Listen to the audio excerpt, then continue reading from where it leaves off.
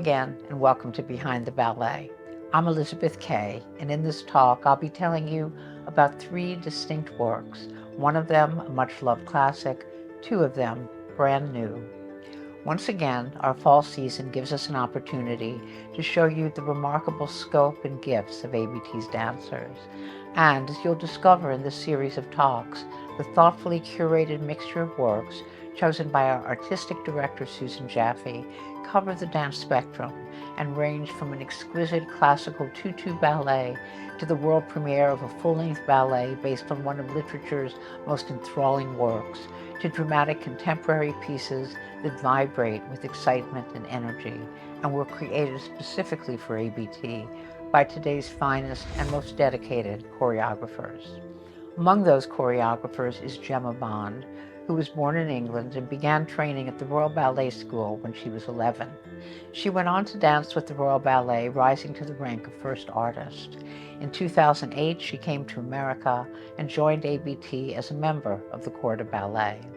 Performing with these 2 companies endowed Gemma with an invaluable pedigree, which allows her to infuse her choreographic works with echoes of the great choreographers of the 20th century, Frederick Ashton, Kenneth Macmillan, George Balanchine, whose ballets she both adored and performed.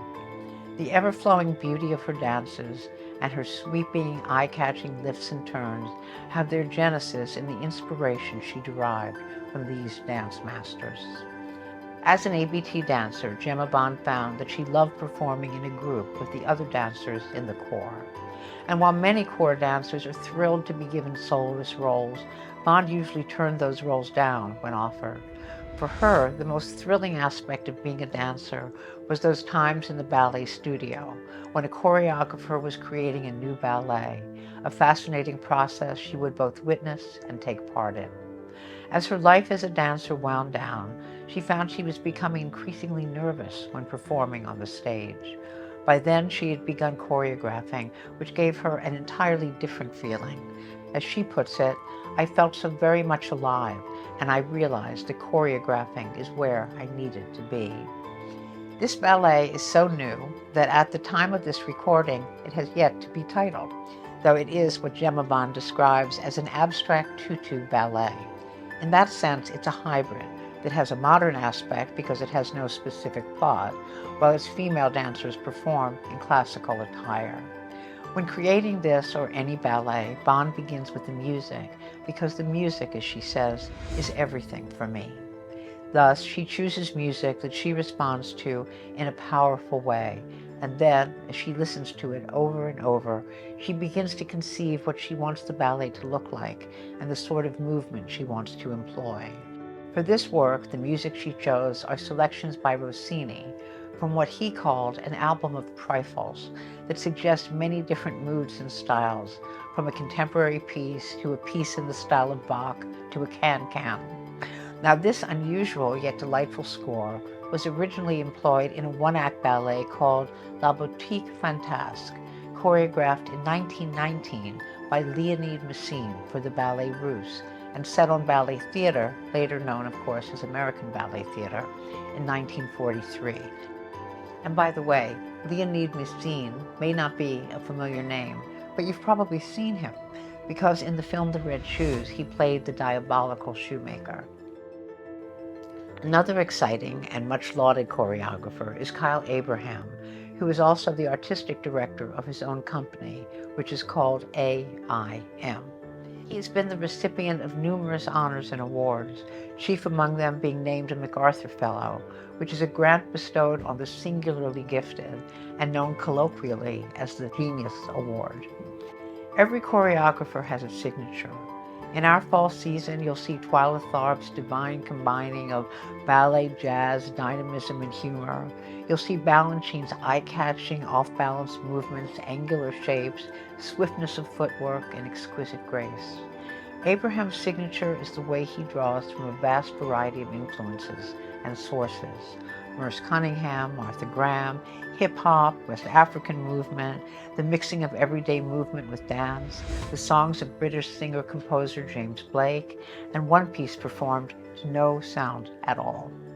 It's this wildly diverse style that gives force and emotion to the tumultuous beauty of his works, which often evoke the eternal themes of love and longing.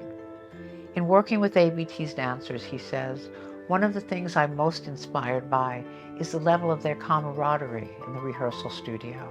The dancers are really supportive of each other and care for each other in ways that allow me to think about many new movement pathways. Also, as he notes, and this is another quote, ABT's dancers are so proficient in both classical and contemporary movement, and that allows me to interweave the ways I'm approaching and interweaving classical and contemporary vocabularies. Now, I have to tell you that Kyle Abraham is extremely secretive about his work, and for that reason, no one knows much of anything about the piece he's creating for you other than Abraham himself and the wonderful ABT dancers on whom he is setting it. But I can tell you something about two solos he previously created for two of our gorgeous dancers, Calvin Royal III and Misty Copeland. In both instances, he evinced what has proven to be yet another aspect of his signature, finding and unearthing the human being within the dancer. For Misty Copeland, working with Kyle Abraham showed her the value of working with a choreographer who is, in her words, empathetic and vulnerable. And so I can promise you that when Abraham's piece is performed, you are certain to be given an experience that is unique, special, and meaningful. Finally, I have the pleasure of telling you about an uplifting and thrilling classic work, Etudes. You know, each day, dancers spend hours honing the two elements that make their performances sparkle.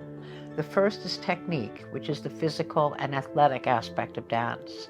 The other is artistry, which is ballet's emotional and dramatic component. One of the many things that sets Etudes apart is that it combines these two crucial elements in a unique way, because it is a ballet that pays tribute to the artistry of technique. As such, it is a work that dancers yearn to dance and love to perform. Études is the French word for studies, and the ballet Études originated when the Danish composer Ludwig Reisiger heard through an open window someone practicing a piano exercise by the Austrian composer Karl Czerny. This lovely music inspired Reisiger to orchestrate some of Czerny's music for a ballet. He brought the finished score to Harald, the ballet master of the Royal Danish Ballet. Now at this time, late 1940s, Lander was facing the challenge of guiding this once great company, Royal Danish Ballet, out of a severe artistic decline. Any work he created had to succeed, so it took considerable courage and vision to take the radical step of using this new score in a ballet that focused on and took its shape from the dancer's most basic daily ritual, their ballet class. He named it Etudes because it would demonstrate how the steps dancers study and practice are alchemized into art. In every other ballet, the steps are employed to create the dance, but Etudes is a ballet about the steps, steps in all their simplicity, difficulty, and majesty, steps that show us that the phenomenal skills of ballet dancers render them a breed apart.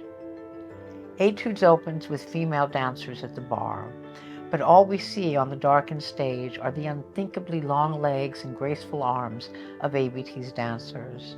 As their bar work becomes faster, the dancers raise their legs high to the front, side, and back, movements that evolve into a simple yet intriguing dance. Then, following the traditional progression of a ballet class, the women move to the center where male dancers join them. Together they demonstrate the way ballet steps configure their bodies into lovely shapes that flow seamlessly from one to another.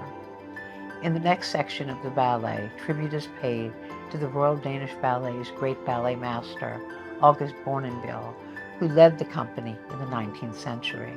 It was Bournonville who established the Danish style, with its swift footwork and beats, its gently bent arms held in front of the body, and a virtuosity absent of any straining for heroics. Bournonville's most enduring ballet is La Sylphide, created in 1836 during ballet's Romantic era. In homage to it, a ballerina enters the stage, costumed in a romantic-era tutu, its tulle skirt extending to her calf.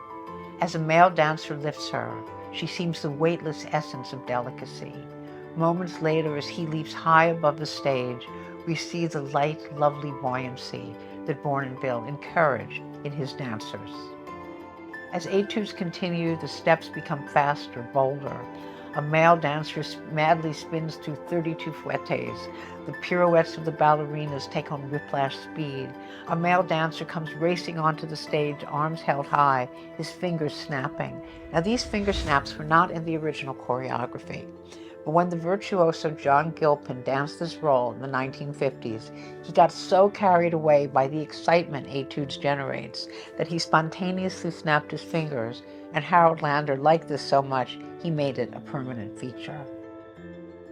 Finally, during the Grand Allegro that concludes each ballet class, come physical fireworks as the women and men go pirouetting and leaping across the stage, creating a finale that is utterly exhilarating, gravity-defying, and joyous. Like the dancers portrayed in Etudes, today ABT's dancers went to class, where they practiced the steps in ballet's extensive vocabulary. Each day, even the greatest dancers go to class, do their warm-up stretches, and then go to the bar to begin their pliés. Plié and up, the same pliés they've done 50,000 times before. The same pliés executed by every 5-year-old taking their first ballet class ever. For ballet dancers, this is a ritual that readies them to become the glimmering beings they yearn to be and need to be on the stage. For them, ballet is more than a career. It is a calling and a cherished mission. And when watching Etudes, you'll see them carry out that mission in such a beautiful way that even if you've long been a lover of ballet, Etudes will leave you loving it and appreciating it even more. Goodbye for now, and thank you for joining me for Behind the Ballet.